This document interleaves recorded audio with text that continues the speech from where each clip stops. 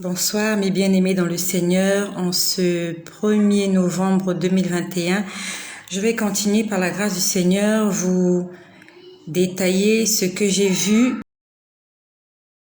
dans l'après-midi du 1er novembre 2018.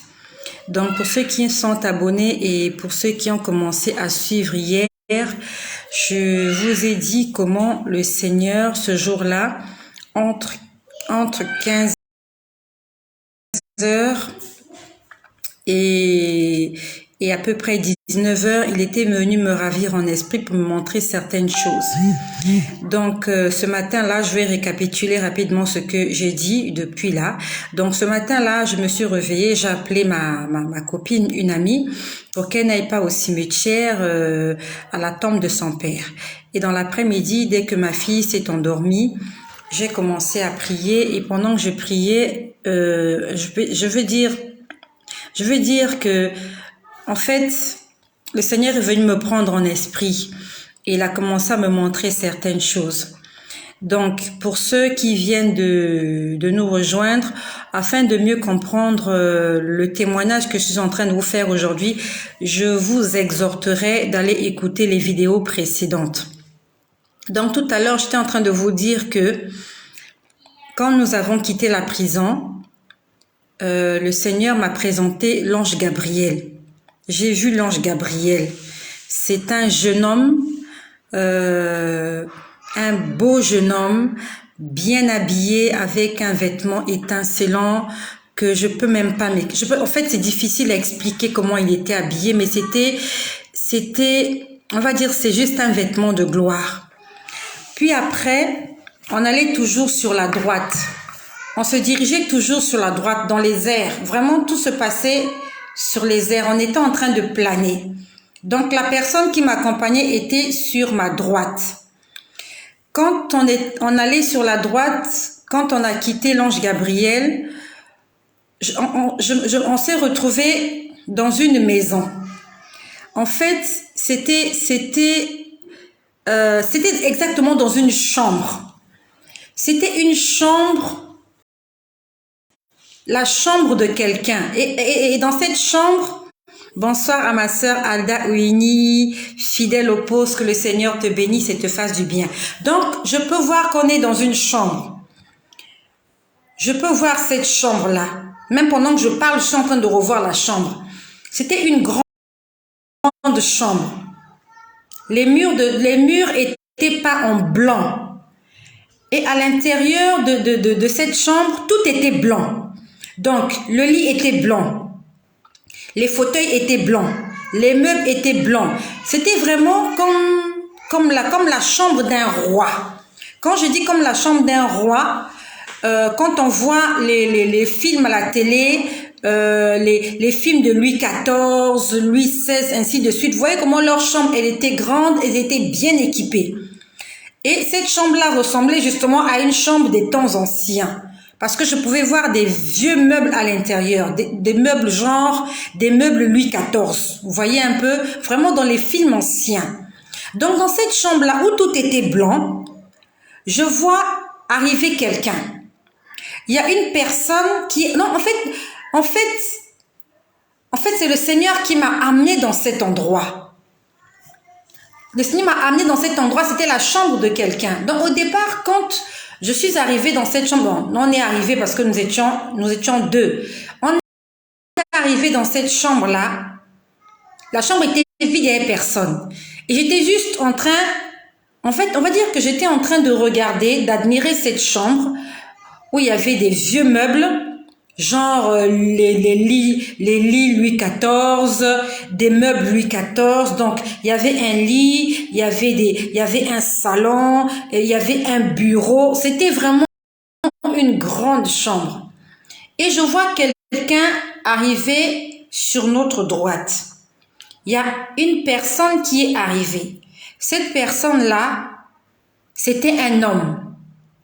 Cet homme-là, c'était un homme grand de taille. Quand je dis grand de taille, si je peux lui donner une taille approximative, il pouvait avoir au moins 1,80 m.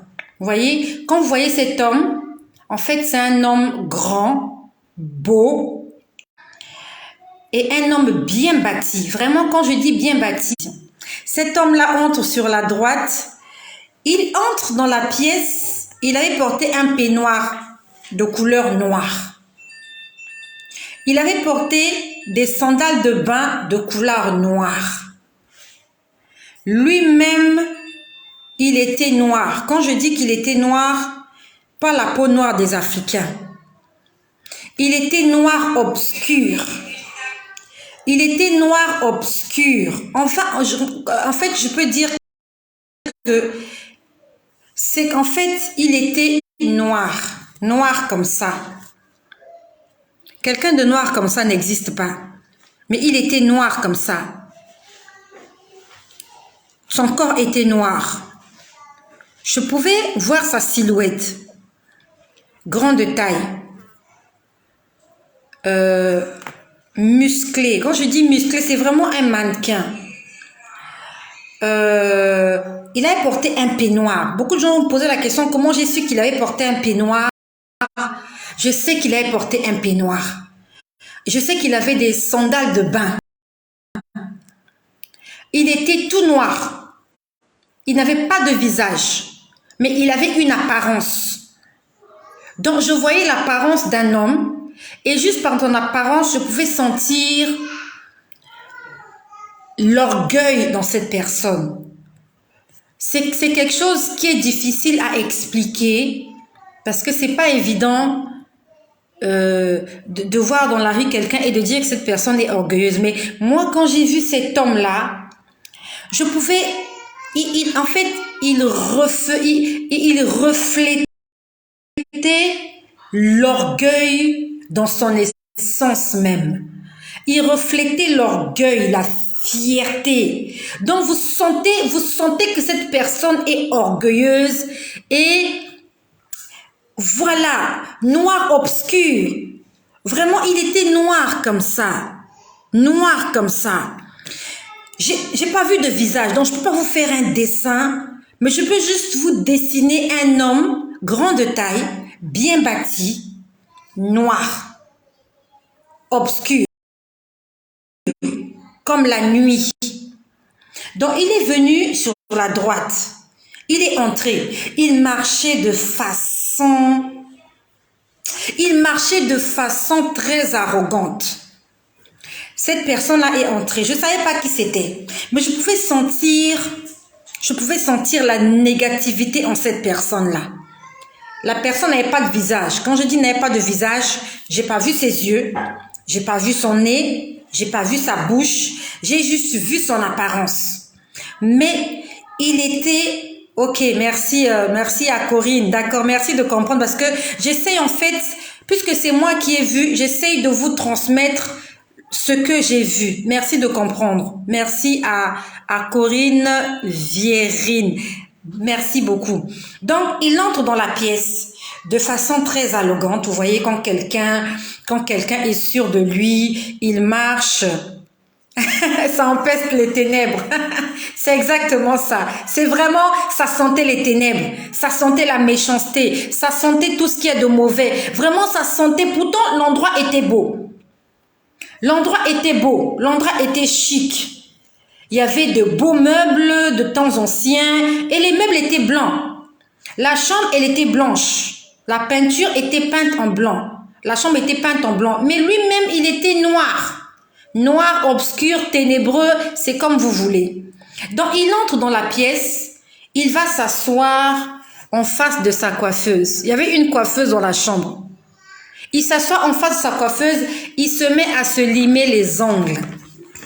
Un homme qui se met à se limer les ongles. Donc, je te laisse imaginer l'orgueil de cette personne. Alors, j'avais une lime là tout à l'heure.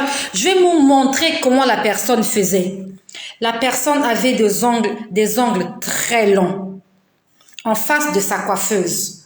Il était en train de se limer les ongles. Des ongles très longs. Comme les ongles que j'avais l'habitude d'avoir quand je mettais les ongles. Moi, je les aimais très longs. Aujourd'hui, là, je les coupe maintenant. Avant, ils étaient très longs. Ils étaient tellement longs que je pouvais même pas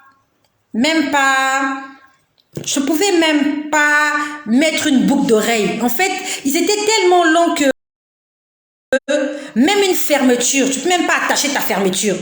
Et mes sœurs qui sont là, qui ont des ongles longs, elles savent de quoi je parle. Quand tu as des ongles longs comme ça, tu as besoin de quelqu'un pour te fermer la fermeture.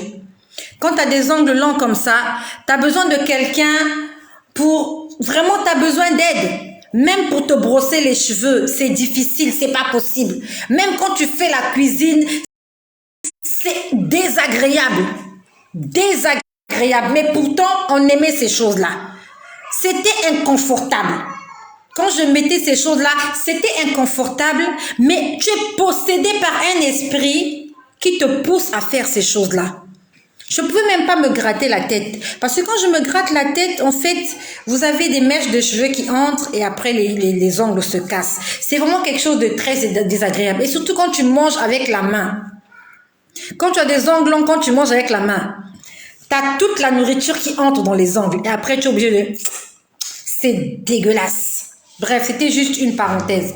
Donc, je vois cet homme-là obscur en train de se limer des ongles très longs. Des ongles comme les femmes les aiment aujourd'hui. Il se limait les ongles avec arrogance. Il regardait vraiment comme une femme. Donc vous sentez l'orgueil. Vous sentez... Ça n'a même pas de mots. Et il se limait les ongles. Et après, dans la pièce où il était, il y a des gens qui sont entrés. C'était même pas des personnes humaines. Je peux appeler ça des démons. Donc, il y a des gens qui arrivent dans la pièce. Ils étaient nombreux. Quand ils sont venus, ils se sont prosternés. Ils se sont prosternés. Lui, il était toujours devant sa coiffeuse en train de se limer les ongles. Je répète que ça s'est passé le 1er novembre 2018. Il se limait les ongles devant sa coiffeuse. Il y a des gens qui sont entrés dans la pièce où il était. Quand ces gens-là sont entrés, ils se sont prosternés. En fait, pourquoi est-ce que j'attire l'attention sur prosterner? Nous sommes nombreux, on n'aime pas se prosterner devant Dieu. Tous, sans exception. Mais ce jour-là, j'étais en face d'une créature ténébreuse. Et quand ces serviteurs sont entrés dans la pièce, ces serviteurs se sont prosternés. Dieu aime quand on se prosterne. Pendant que je suis en train de parler, il y a un passage biblique qui est en train de me venir. Excusez-moi. Le Seigneur veut que je puisse lire un passage biblique. Il y a une Bible juste là. Sur le panier là. Pendant que je parle, le Seigneur veut que je puisse lire un passage biblique. Sur la droite, oui, il y a une Bible qui est là. Pendant que je parle, je suis inspirée par le Saint-Esprit. Saint-Esprit, merci. Merci Saint-Esprit. Le Seigneur me demande de lire un passage de la Bible. C'est dans le livre de Matthieu. Nous allons lire tous ensemble. Ça m'est venu là tout de suite, pendant que je suis en train de parler. Nous sommes dans le livre de Matthieu. Nous sommes dans le livre de Matthieu. Nous sommes au chapitre... Merci Seigneur. Le Seigneur a envie de nous enseigner quelque chose. Le Seigneur veut nous enseigner quelque chose. Le Seigneur veut nous enseigner quelque chose dans le livre de Matthieu. Nous sommes au chapitre... Alors...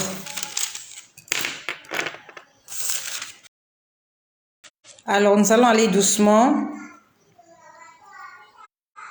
Jésus sur la montagne de transfiguration.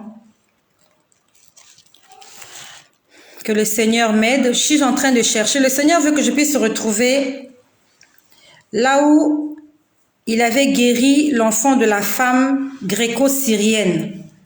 Je sais que c'est dans le livre de Matthieu. C'est dans le livre de Matthieu.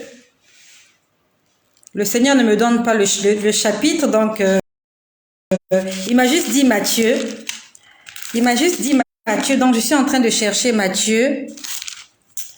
Là où, alors pour ceux qui sont abonnés, pour ceux qui sont connectés, est-ce que vous pouvez m'aider? Le Seigneur m'a juste dit Matthieu, de chercher dans Matthieu, là où le Seigneur a guéri l'enfant de cette femme, je crois que c'est Matthieu 16. Matthieu 16 ou Matthieu 17, que le Seigneur m'aide. J'entends 16 ou 17. Seigneur Jésus, aide-moi, aide-moi. C'était après la multiplication des pains. Alors, Matthieu 16, Matthieu 17, Jésus annonce sa mort. Jésus, que le Seigneur m'aide. Je suis en train d'entendre entre 16 ou 17, sauf qu'il y a beaucoup de versets. Je vais me retrouver. Je vais me retrouver. Soyez patients s'il vous plaît. Dès lors, Jésus commença à faire connaître à ses disciples, ayant dit, mais Jésus se tournant dit à Pierre, arrière de moi Satan. Que le Seigneur m'aide. Que le Seigneur m'aide. Alors, dans la Bible, il y a beaucoup de versets. Il y a beaucoup de versets.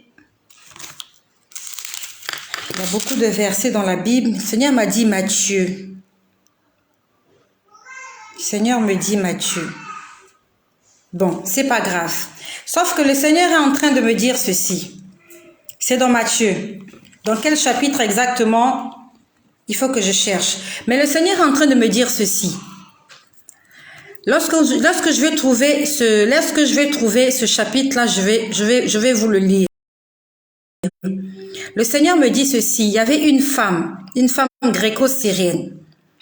Et tout le monde connaît l'histoire. Elle était en train de suivre Jésus. Jésus marchait avec ses disciples. Elle suivait Jésus.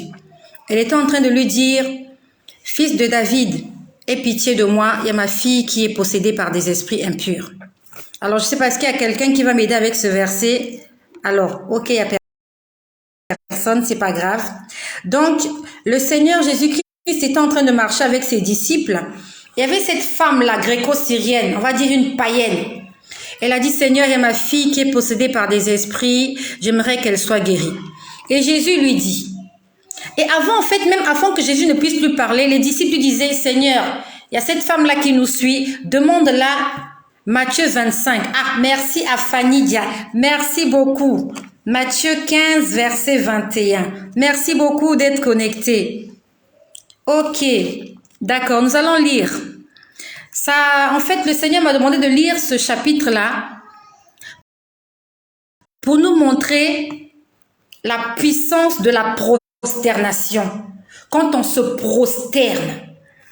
Donc, nous sommes dans Matthieu 15 au verset 21. Jésus, étant parti de là, se retira dans le territoire de Tyr. Ah, il y a une sœur qui dit 17. Non, c'est Matthieu 15, 21. J'ai retrouvé. Et voici une femme cananéenne qui avait de ses contrées lui cria, « Aie pitié de moi, Seigneur, fils de David. Ma fille est cruellement tourmentée par le démon. » Ça, c'est une païenne qui vient chercher la guérison chez Jésus. Le verset 23, il dit, « Il ne lui répondit pas un mot. » Alors, une païenne est en train de crier à Jésus. Jésus ne lui dit rien. Nous sommes au verset 23. Il ne lui répondit pas un mot. Et ses disciples s'approchèrent de lui, dirent avec insistance, « Renvoie-la, car elle crie derrière nous. » Donc cette femme est en train de crier à Jésus. Jésus ne lui répond pas. La Bible nous précise que c'est une femme cananéenne. Elle est cananéenne.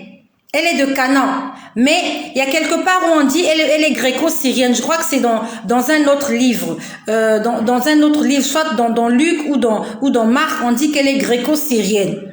Donc on dit que Jésus ne lui répond pas. Elle est en train de crier. Elle harcèle Jésus. « Seigneur, ma fille est tourmentée par des démons. Seigneur, fais quelque chose. » Les disciples lui disent « Seigneur, demande-lui de se taire parce qu'elle crie trop derrière nous. » Et on dit au verset 24. Il répondit, je n'ai été envoyé qu'aux brebis perdues. Et la maison d'Israël. Ça c'est Jésus qui répond à la dame. Il dit, j'ai été envoyé pour les brebis perdues et pour la maison d'Israël. En fait, Jésus lui dit, je n'ai pas été envoyé pour les païens, mais j'ai été envoyé pour les brebis perdues. C'est-à-dire que ceux-là qui ont connu le Seigneur, mais qui se sont égarés. Et le verset 25 dit, mais elle vint se prosterner devant lui, disant, Seigneur, secours-moi. Donc jusque-là, Jésus ne faisait pas attention à elle. Elle criait, elle criait.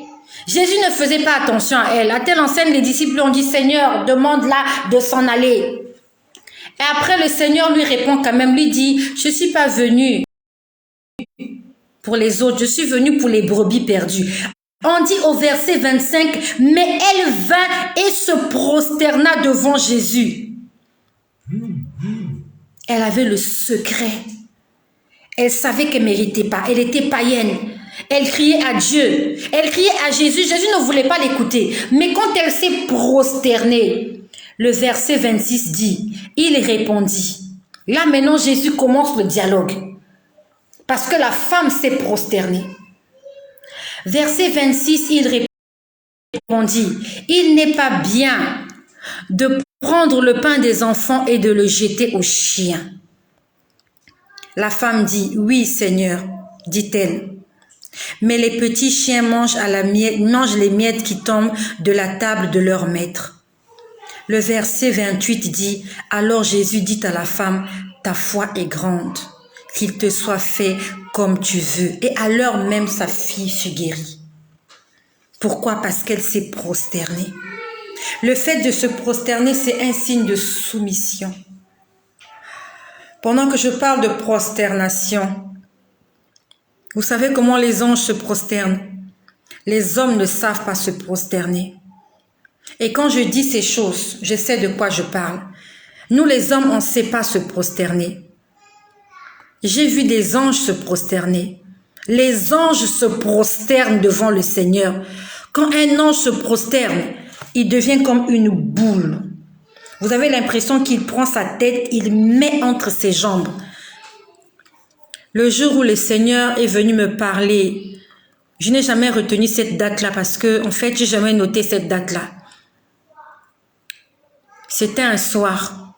Le Seigneur avait fini de me parler de football. C'était vraiment au début de ma conversion. Je peux dire qu'on était en début 2018. Ce soir-là, j'étais dans ma chambre, allongée. Il y avait 2 anges dans ma chambre. Et j'entendais la musique. Il y avait la musique qui chantait. Je sais pas, j'ai pas de chaîne musicale dans ma chambre. Mais j'entendais une musique. C'était comme la musique classique. Ça résonnait très fort.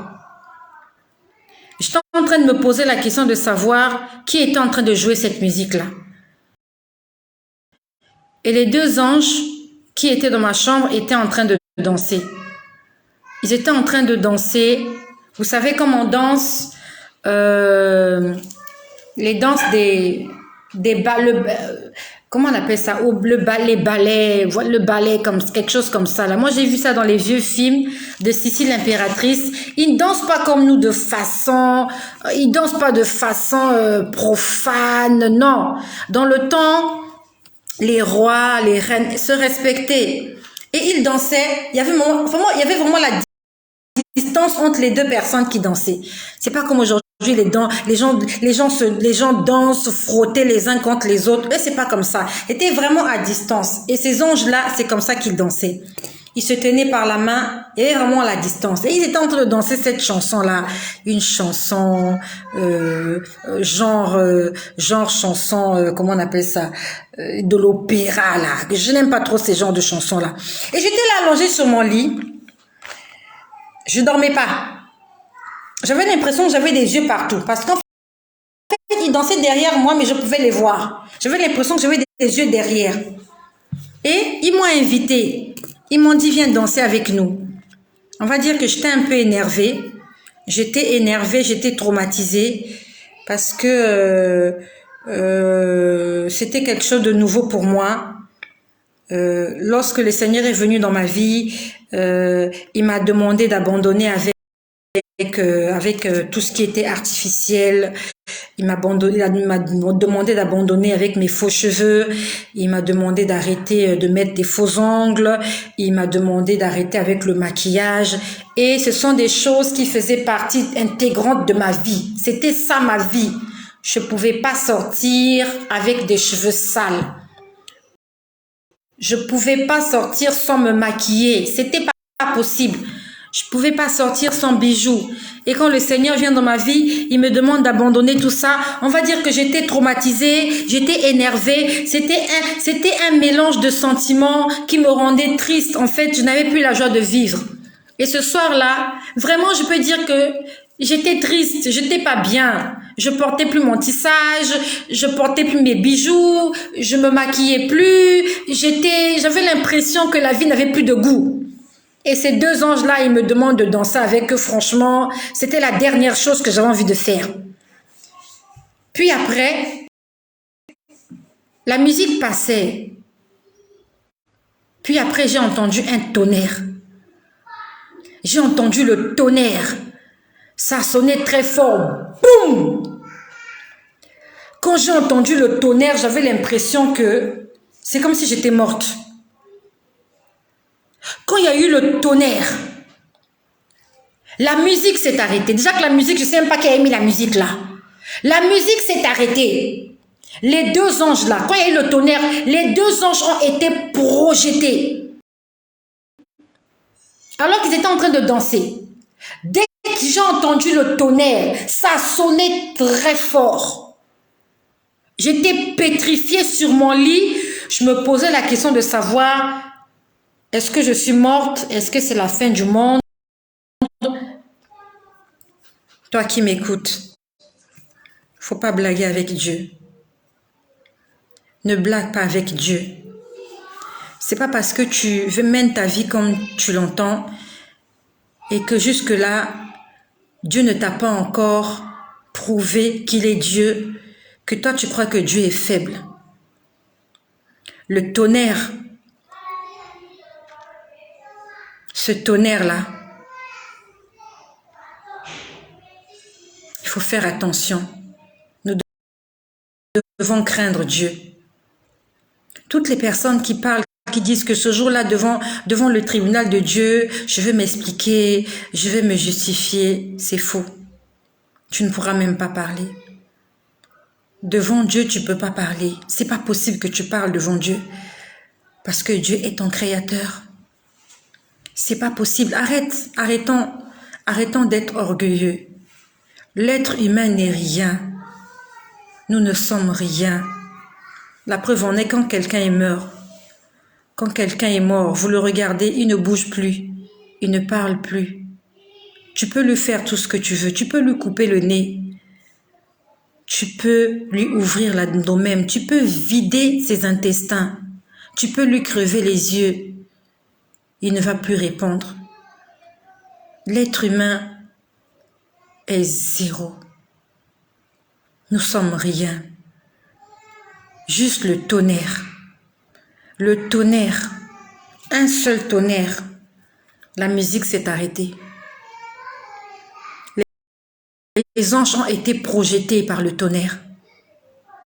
Les anges ont été projetés par les tonnerres. Ceux qui aiment faire les commentaires, fais les commentaires que tu veux.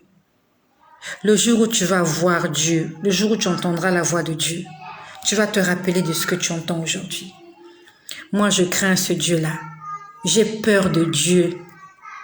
J'ai peur de Dieu. En fait, il fallait que je passe par là pour connaître la grandeur de Dieu. Dieu est bon, oui. Il est miséricorde, oui.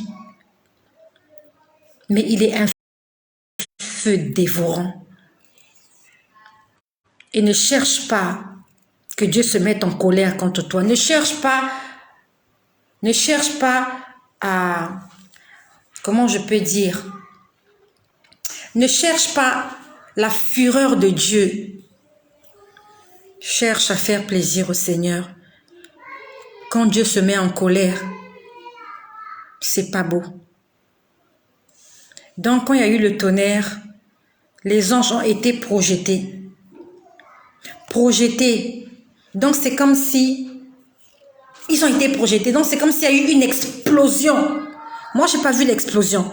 J'ai juste vu des gens au départ danser. Et quand il y a eu le tonnerre, il y a un qui est parti vers la porte. Il y a un qui est parti vers le coin. Ils se sont prosternés.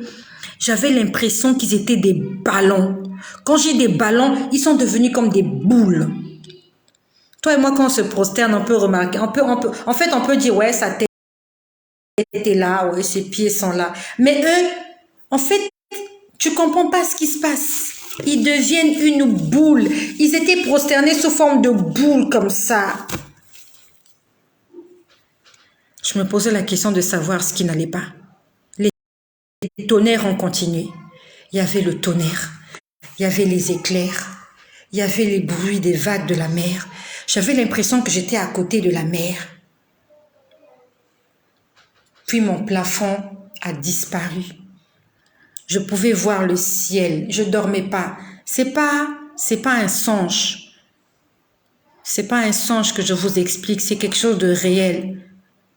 C'est tellement réel que j'ai l'impression que je suis en train de vivre ce jour-là. Mon plafond a disparu. Je pouvais voir le ciel. Je pouvais voir le ciel bleu.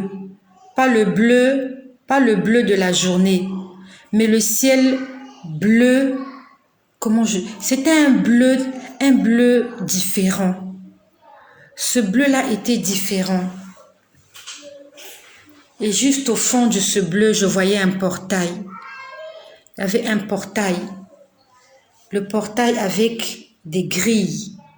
Pas un portail fermé plein, mais avec des grilles. C'était un portail blanc. Un portail dans le ciel. Et le portail a commencé à s'ouvrir. J'étais pétrifiée. J'étais, en fait, au fond de moi, je me disais que je suis morte. Je n'ai pas ouvert la bouche. Je me disais vraiment que j'étais morte. Je me disais, c'est la fin du monde, il se passe quelque chose. Le portail s'est ouvert. Il y avait toujours le tonnerre. Comme lorsqu'il pleut. Il y avait les éclairs. Les éclairs ne cessaient pas. J'entendais les vagues de la mer. Je ne voyais pas l'eau. Je ne voyais pas la mer. Mais j'entendais les vagues de la mer. Je ne sais pas si tu as déjà été à la mer. Moi, j'ai déjà été à la mer plusieurs fois. Si tu connais les bruits des vagues de la mer, c'est ce bruit-là. Donc, ce sont les vagues de la mer, on dirait mélangées avec du vent. Vraiment, c'est un mélange qui vous laisse perplexe. Il y a une voix qui s'est fait entendre dans le portail. Je n'ai pas vu qui avait parlé. Mais il y a un homme qui a parlé.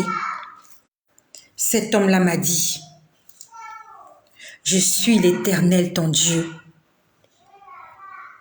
Je suis saint, saint, saint. Tu vas le leur dire. Tu vas le leur dire. Tu vas le leur dire. » C'est la voix que j'ai entendue ce soir-là. Raison pour laquelle le nom de cette chaîne, c'est « Tu vas le leur dire ». Parce qu'il me l'a répété 3 fois. Il m'a dit, « Je suis l'Éternel, ton Dieu. Je suis saint, saint, saint. Tu vas le leur dire. Tu vas le leur dire. Tu vas le leur dire. » J'étais là allongée sur mon lit, les yeux écarquillés. Je ne bougeais pas. Je ne parlais pas. Je ne comprenais pas ce qui se passait. Mais quand j'ai entendu cette voix-là, il y a quelque chose en moi. Mon moi. Il y a quelque chose qui me disait, tu es en train d'écouter la voix de celui qui t'a créé. Et en fait, j'avais en moi la conviction que c'est la voix de celui qui t'a créé. Et celui qui t'a créé est en train de te donner un ordre. En fait, je ne sais pas comment je peux expliquer, mais il y avait quelque chose en moi qui me rattachait à cette personne-là et qui me disait, je suis ton créateur. Et quand le créateur parle, toi, tu dois exécuter.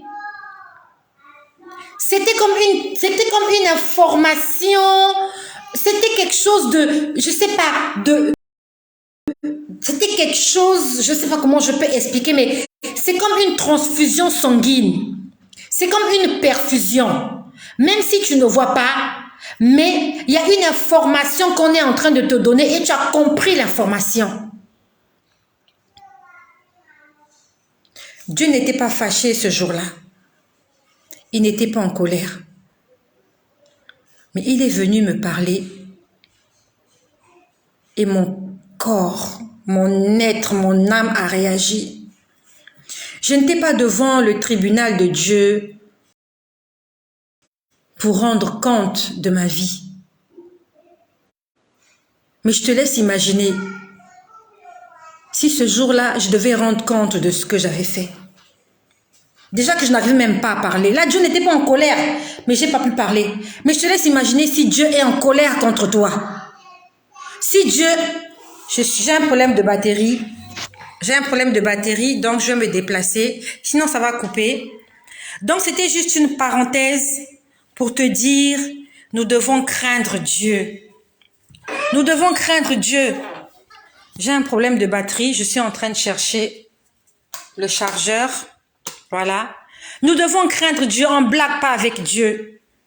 On ne blague pas avec Dieu, mes amis. Ma sœur, tu es une belle femme. Gloire à Dieu. Mon frère, tu es un bel homme. Toutes les femmes courent derrière toi. Tu as beaucoup d'argent. Gloire à Dieu. Mais il faut que tu saches, toutes ces choses sont vanité des vanités. Toutes ces choses sont vanité des vanités. La beauté passera. Les richesses passeront. Tout ce que nous avons sur cette terre va passer. Mais il y a un homme qui demeure éternellement. Et cet homme-là, c'est l'Éternel des armées. L'Éternel des armées, le Dieu Tout-Puissant. Apprenons à nous prosterner devant Dieu. Parce que ce jour-là, j'ai vu des esprits impurs, des démons. Ils se sont prosternés devant cette créature obscure. Et les enfants de Dieu ne veulent pas se prosterner aujourd'hui devant Dieu. Changeons nos attitudes. Change ta façon de prier Dieu. Change ta façon d'adorer le Seigneur. Prosterne-toi, ma sœur. Le Seigneur a intervenu dans la vie de cette femme dans le livre de Matthieu 25 à partir du verset 21 parce qu'elle s'était prosternée. Vous allez me poser une question, si elle ne s'est pas prosternée, qu'est-ce qui allait arriver? Je n'en sais rien. Mais on nous parle de Moïse. Quand il a fait la rencontre du Seigneur sur le mont Horeb, il a fait la rencontre du Seigneur. Il a vu ce buisson ardent, enflammé mais qui ne se consumait pas. Il est arrivé dans cet endroit, on lui a dit, enlève tes souliers parce que l'endroit sur lequel tu te trouves, il est saint. Et on dit que Moïse s'est prosterné. Il s'est prosterné devant un arbre. Devant un arbre enflammé. Il n'a pas vu Dieu, il a vu un arbre. C'était tellement extraordinaire pour lui qu'il a dit que c'est pas possible que cette chose-là existe. Ça ne peut être que Dieu qui fait des choses pareilles. Un buisson ardent, enflammé, mais qui ne brûle pas. Ma sœur, tu veux que Dieu fasse attention à toi. Surtout si tu es de la même nature que cette femme cananéenne, gréco-syrienne. Peut-être que Dieu n'est pas venu pour toi. Peut-être que Dieu aujourd'hui te dit que les pains, c'est pour les enfants et non pour les chiens. En fait, c'est pas une insulte. Quand Dieu dit c'est pas pour les chiens, en fait, quand on parle de chiens, on parle juste de la nature pécheresse. On parle juste de la personne qui vit dans le péché. Quand tu es quelqu'un qui vit dans le péché, Dieu te voit comme un chien. Parce que le chien, il suit l'instinct. Le chien ne réfléchit pas. Le chien, il peut régurger ce qu'il a vomi. Le chien vomit et il mange encore ce qu'il a vomi. C'est la nature de chien, c'est la nature de pécheur. Aujourd'hui, tu confesses tes péchés. Demain, tu refais les mêmes choses. C'est la nature de chien. Mais si tu te mets à genoux, si tu te prosternes comme cette femme, le Seigneur fera attention à toi. Apprenons à nous prosterner. C'était juste une parenthèse, juste pour te dire que les anges, eux qui vivent dans le ciel, ils vivront pour l'éternité. Toi et moi, on se cherche encore sur terre.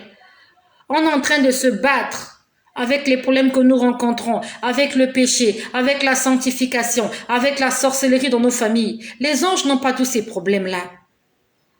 Moi, aujourd'hui, il y a l'enfant qui a fugué, il y a l'autre qui a fait ceci. Les anges n'ont pas tous ces problèmes-là, mais ils se prosternent devant Dieu. Toi et moi, nous sommes à la recherche de la vie éternelle. Apprends à te prosterner. Ça ne te coûte rien. Si tu as mal au genou, tu mets un coussin comme moi. Tu mets un coussin, tu te mets à genoux sur ton coussin. Tu t'appuies sur ton lit. Tu te mets à prier ton Dieu. C'est ce que je fais tous les soirs. Je prends mon coussin, je le mets par terre. Je pose mes genoux dessus pour que ma position ne soit pas inconfortable. Je me laisse aller et je commence à prier jusqu'à m'endormir. Je le fais presque tous les soirs. Donc ce soir-là, non, ce jour-là, c'était un après-midi. Il était en train de se limer les ongles, cet homme-là, cette créature obscure. Il y a des gens qui sont arrivés. Ils étaient nombreux. C'était des démons.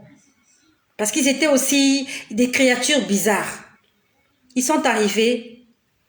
Ils lui ont dit, Maître, tout est prêt. Ils l'ont appelé Maître. Ils ont dit, Maître, tout est prêt. Ils continuaient à se limer les ongles. En fait, ils ne faisaient même pas attention à eux. Ils se fichaient pas mal d'eux. C'est-à-dire qu'en fait, ils les voyaient comme... Ils les regardaient même pas. Ils continuaient à se limer les ongles avec arrogance. Ils lui ont dit, Maître, tout est prêt. À un moment donné, il a fait attention. Il s'est retourné. Il leur dit, est-ce que le sacrifice de ce soir est prêt? Tu m'entends là? Écoute-moi bien. Il a posé la question, est-ce que le sacrifice pour ce soir est prêt? Ça veut dire que le soir, il allait avoir un sacrifice. Et lui, il était en train de se préparer pour aller assister à cette cérémonie des sacrifices. Qui on allait sacrifier, je ne sais pas. Combien de personnes on allait sacrifier, je ne sais pas. Mais pour quelle raison? Parce que des hommes et des femmes ont décidé de désobéir à Dieu. Quand tu décides de désobéir à Dieu, tu donnes accès au diable, à l'ennemi dans ta vie. Il a posé la question, est-ce que le sacrifice pour ce soir est prêt? Ils ont dit, tout est prêt, maître. Maître, qui est ton maître? Est-ce que ton maître c'est Jésus? Est-ce que ton maître c'est le diable? Parce que les démons ont appelé cet homme-là maître. Ça veut dire que si toi, tu es dirigé par des démons, ton maître c'est pas Jésus. Ton maître c'est pas Dieu. Ton maître ce sont les démons. Et ton maître c'est le diable parce que le diable commande tous les démons. Nous devons faire un choix dans nos vies. Qui choisis-tu de suivre? La Bible nous dit, on ne peut servir deux maîtres à la fois. On ne peut pas servir Dieu et le diable. Soit on haïra l'un et on aimera l'autre. Tu ne peux pas servir Dieu et Satan. Tu dois faire un choix. Et si toi, tu ne fais pas le choix, Dieu, il fera le choix pour toi. Si toi, tu veux gérer les deux ensemble, tu veux gérer Dieu et Satan, Dieu va se retirer parce qu'il ne peut pas partager sa gloire avec quelqu'un d'autre. Dieu ne peut pas commander avec le diable. Dieu ne peut pas collaborer avec Satan. La Bible nous dit, il n'y a aucun rapport entre les ténèbres et la lumière. Ils n'ont rien de commun. Donc si toi, tu veux mélanger les deux, comme si c'était des amants, comme tu as 2 amants, tu as 3 amants, tu en as même 10, tu as 4 femmes, tu as 6 femmes, et tu crois que dans la spiritualité aussi, tu peux être polygame. Dans la spiritualité, il n'y a pas de polygamie, il n'y a que la monogamie. Dans la spiritualité, il n'y a pas de polygamie. Ou c'est Dieu ou c'est Satan. Tu ne peux pas gérer les deux à la fois. C'est pas possible. Ils ont dit, maître, tout est prêt. Et avant que je ne voie la scène de la chambre où le monsieur là était en train de causer avec les démons pour dire tout est prêt, je vous ai dit que j'ai vu la prison.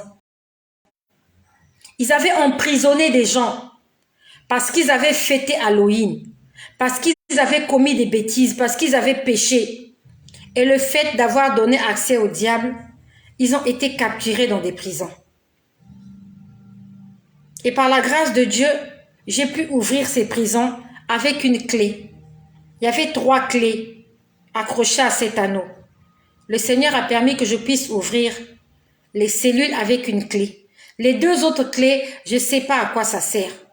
Mais le Seigneur m'a dit que toutes les personnes que tu as délivrées aujourd'hui, s'ils ne font pas le bon choix, ils vont revenir dans ces prisons. Donc toi, qui a été délivré, tu avais peut-être des démons, tu étais bloqué quelque part, tu étais enchaîné, tu étais emprisonné. On a fait ta séance de délivrance. Il faut que tu saches que ce n'est pas un acquis. Si tu ne marches pas dans la sanctification, les démons qu'on a chassés là, ils vont revenir en force. La parole de Dieu nous dit, quand on chasse un démon, il va dans les lieux arides. Et quand il va dans les lieux arides, il va chercher du repos. Ne trouvant pas du repos, il cherche à revenir dans l'ancienne maison où il habitait. Et quand il vient et qu'il trouve cet endroit nettoyé, balayé et occupé par personne, il va chercher 7 démons plus méchants que lui, 7 démons plus forts que lui, 7 démons plus sauvages que lui. Et la situation de cet homme, la situation de cette femme, la situation de cette personne est pire que la première. Le Seigneur m'a dit, toutes les personnes que tu as délivrées, s'ils ne font pas le bon choix, ils vont revenir dans la prison. Ils vont revenir dans la prison. Toi et moi, nous connaissons le Seigneur. Marchons dans l'obéissance. Marchons dans la sanctification. Le Seigneur est en train de nous interpeller aujourd'hui. Et pendant que nous parlons, il y a beaucoup de gens qui sont emprisonnés. En dehors de ceux qu'on a encore emprisonnés aujourd'hui. Ils sont allés dans les tombes, dans les cimetières. Ils sont allés faire des choses. Ils ont été enchaînés encore aujourd'hui. À cela s'ajoute tous ceux-là qui vivent dans le péché. Tous ceux qui vivent dans le péché. Tout le monde est en prison. Avec des fagots de bois sur la tête. Ils sont chargés. Ils sont fatigués. Les choses n'évoluent pas. Ils sont malades. Ça ne va pas. Ça ne va pas. Marchons dans la sanctification. Corinne Véirin. Amen. J'ai beaucoup parlé ce soir. J'avais cru que j'allais terminer ce partage ce soir. Mais je préfère m'arrêter par là. Là, je vous ai dit l'avant-dernière partie de ce que j'ai vu ce soir-là. Satan est orgueilleux. Il est le Dieu des orgueilleux, de ceux qui aiment hausser les épaules, de ceux qui aiment faire le m'as-tu vu dans les réseaux sociaux là. Faut pas faire le m'as-tu vu dans les réseaux sociaux. Quand tu exhibes ta beauté, tu exhibes ton intelligence, tu exhibes tes richesses. Tu n'es pas différent du diable. Parce que j'ai vu cet homme-là, orgueilleux. J'ai pas vu son visage, j'ai pas vu ses traits, mais juste par sa façon de marcher, juste par son allure, vous sentez l'orgueil. Il puait l'orgueil, il puait l'arrogance. Mes sœurs, arrêtons d'être arrogantes. Arrête de te chamailler. Le beau visage que tu as là, c'est Dieu qui te l'a donné. Ce n'est pas ton père ou ta mère. C'est Dieu qui t'a créé avec ce beau visage. Donc, ce n'est pas la peine de t'enorgueillir. Il n'y a personne ici, avant de venir sur terre, on lui a donné une feuille et un crayon, on lui a dit, dessine ce à quoi tu veux ressembler. Non. On n'a demandé à personne de se dessiner. C'est Dieu qui t'a dessiné. Et il t'a donné ce visage-là, c'est pour sa gloire. C'est pas pour que tu puisses séduire les maris d'autrui dans la rue.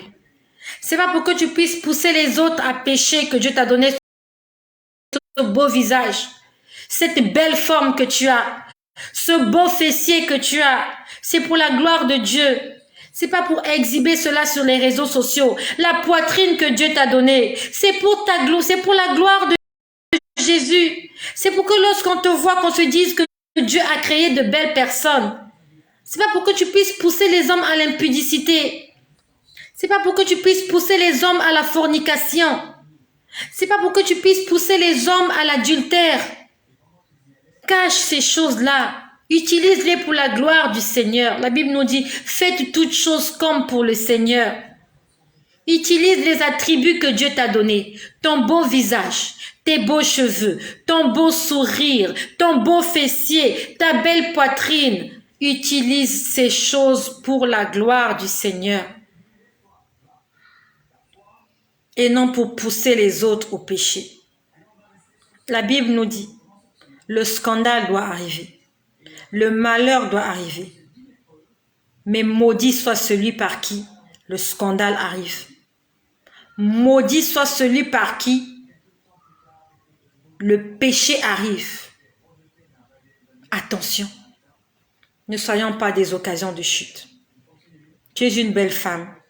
Si un homme vient vers toi, te dit bonjour, tu lui réponds bonjour